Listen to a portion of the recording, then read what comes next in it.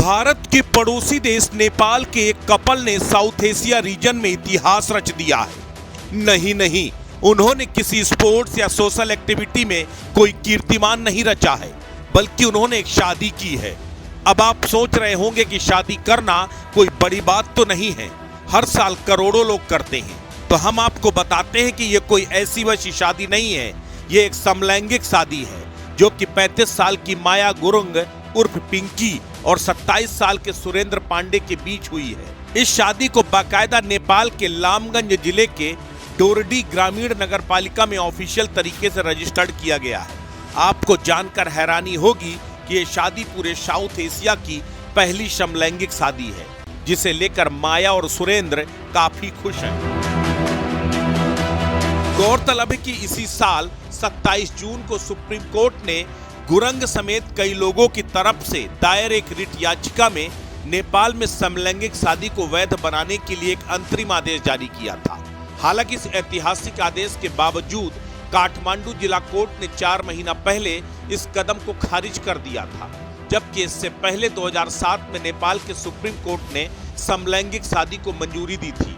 यहाँ तक कि 2015 में अपनाए गए नेपाल के संविधान में भी साफ तौर पर कहा गया है कि सेक्सुअल इंटरेस्ट के आधार पर कोई भेदभाव नहीं किया जा सकता। फिर भी समलैंगिक शादी को ऑफिशियल होने में लंबा वक्त लग गया। अब इस एक मामले से और लोगों के लिए भी रास्ते खुल गए हैं। उम्मीद की किरण तीसरे जेंडर के लिए दिखने लगी है, जो कि उस वर्ग के लिए एक बड़ी राहत की बात है। इस समलैंगिक शादी के बाद ही नेपाल समलैंगिक शादी को पंजीकृत करने वाला दक्षिण एशिया का पहला देश बन गया है। ब्लू डायमंड सोसाइटी नाम की एक संस्था के अध्यक्ष संजीव गुरंग के अनुसार 35 साल के ट्रांसजेंडर माया गुरंग और 27 साल के समलैंगिक सुरेंद्र पांडे ने कानूनी तौर पर शादी की है।